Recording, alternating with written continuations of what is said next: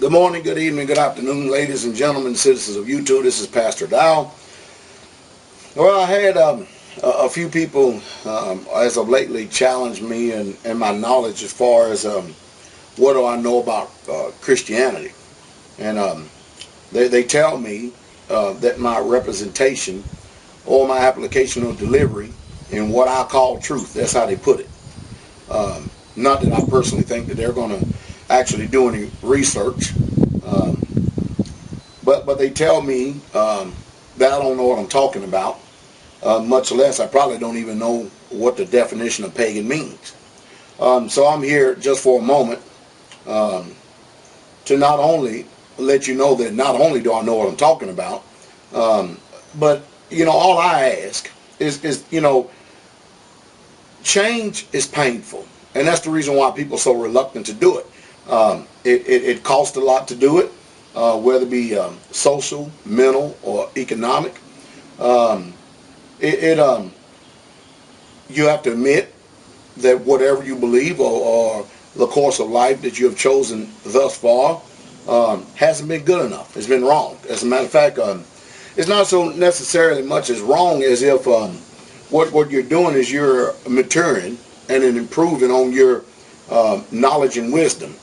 And with that, of course, when you get older, you should be able to do that. But it's best to be able to learn when it's young, because the learning curve is a whole lot easier. Because when you get old, it's kind of like concrete. You get set. And you get set in your ways. And it's not to say that your ways are necessarily truthful and right. Because one thing I learned about old people, they don't want to change. And it's not that change is wrong, but it's, I've come across people all the time who refuse to research and check out what I'm saying. They just want to continue on with the old-fashioned ways and traditions, the things that they accept as if it's gospel truth. But let me go ahead and tell you what a pagan is. A pagan is basically somebody who has a background that comes from the English or the British, somebody who is polytheistic in belief. And that means it is a religion where they believe in a pantheon of gods, meaning more than one god. And so they believe in, a bunch of them. And of course, the nature of paganism is, and I want you to listen to me real close, it's sensual in nature. If it feels good, do it. Whatever's right by you, then it's right. And of course, when you begin to view all these definitions and the things that paganism stand for in itself, you see it's nothing more than the old revived Roman Empire rehashed again.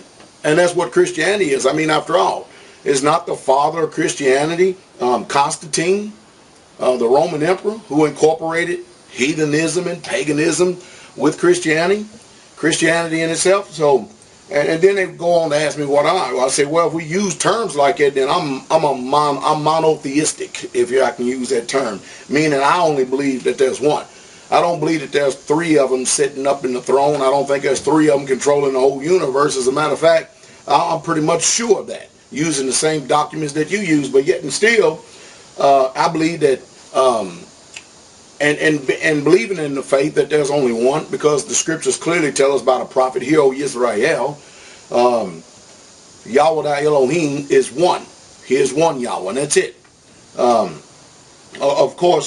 Of course, King James, Hear, O Israel, the Lord thy God is one God, and that's it, just one. And no matter how many times you quote that thing over and over again, people will still embrace the customs, the traditions, and the heritage that's been passed down to them. Well, I'm not that way. I was raised in what I call paganism, Christianity, and of course, I'm a person that I don't believe everything that everybody tells me, and I'm going to research, do my due diligence, and check it out.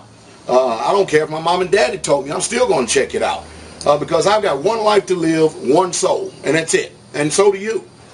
So I can't afford to be sitting up here thinking that I'm serving the one true Elohim, the one true Yahweh, or the King of the universe, and here I am in nature, as deceived as my mind has been. I'm sitting up here worshiping a pantheon of gods. I'm sitting up here worshiping 4 different gods. And that's just crazy. So it makes no difference what mental assent you may put to something. What does make a difference is your footprint. What does make a difference is the platform that you've embraced. what does make a difference is do you have a personal relationship with the Father? Because I'm telling you right now that all roads does not lead to glory, and that's just the truth. If I turn around and I give you directions to my house, and then you say, well, you know what, Pastor Dowell, I believe that no matter which way I take, I don't care which way I take, I believe it's going to get to your house. You're going to find yourself lost. And that's what a lot of people are going to find themselves as today. They're going to find themselves lost simply because they don't understand.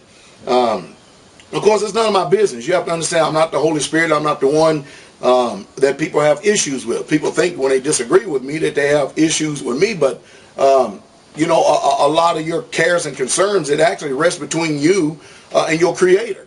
And that's another story for another time, because, you know, the Father or the Creator, He's the Creator of all men, but yet He's not every man's Father, and that's just the truth. So, no, I don't believe in a pantheon of gods. And if you really look at America in itself, it's all about that. They tell you one thing and they do another. They all say the name Jesus, but they really truly don't believe it. If you don't believe me, just watch them. They'll say that they believe in the Creator, or that there is so-called one, and then they'll turn around and twist it and warp it and say there's three. But then you watch their religious observance and their religious worships, it all has to do with the ancient customs of Rome. They'll celebrate Christmas and Easter and call Sunday the Sabbath day, in total direct opposition to what the Hebrew God gave to the children of Israel, the sons of Jacob. It is amazing, and I'm amazed rather, and I am appalled. But I do know this, that the majority opposition I receive, whether it be preachers, teachers, individuals, brothers or sisters, it is because they simply will not study. They will not research. Because if you did research, you'll find out there's one thing about me. I don't stretch myself beyond measure. I only talk about the things that I'm familiar with. You're not going to see Pastor Dowell come in here and try to give you a class in cooking, because I simply just don't know how to cook, and we will all starve, and that's just the truth.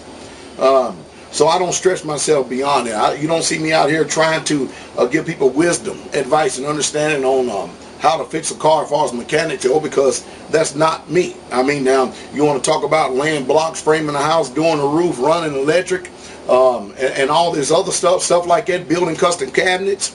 You want to talk about managing a community as well as a small church. Now you've got my area of expertise.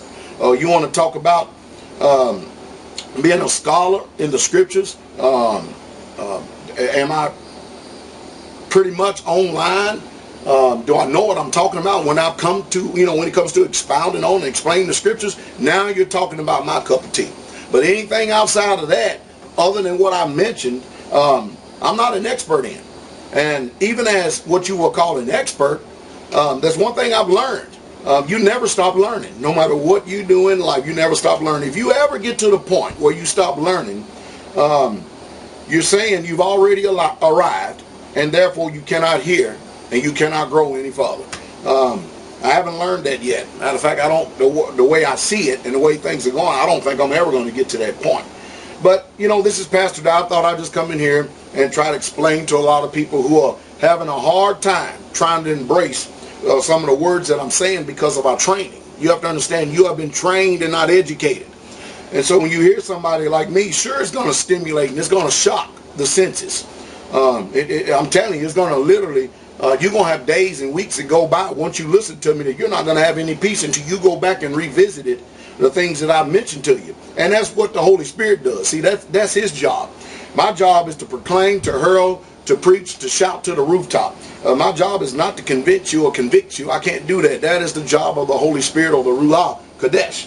But I hope that you do have the ears to hear. And I hope that some way, somehow, that I've been able to be a blessing in your life. And I hope that not only as being a blessing, I hope that you come out of those churches so that you can learn Christ. I hope that you come out of them, and then if it be the Father's will, maybe I'll be your pastor. But there's one thing about it. We're going to know who we're serving. We're going to know what we're doing. And when it's all said and done, on my watch, we're going to make it to the kingdom. And that's the truth. And that's the truth. Straightway. Pastor Dowell won't be fleecing anybody or playing around with your feelings and emotions or your soul. That's the truth.